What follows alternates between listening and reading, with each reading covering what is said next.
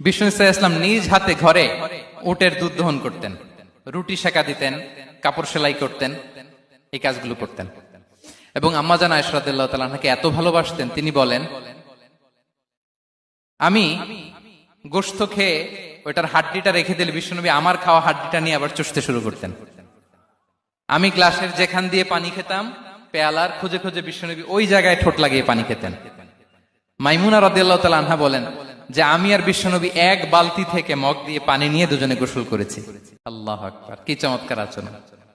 এবং স্ত্রীদের নিয়ে তিনি সফর করতে বেরোতেন। একবার রাত্রিবেলা বিষ্ণু ইসলাম এবং আম্মা জান আয়েশা রাদিয়াল্লাহু তাআলা আনহা, বিষ্ণু বলেন চলো তো আমরা একটু দৌড় দেই, এক্সারসাইজ হয়ে যাবে।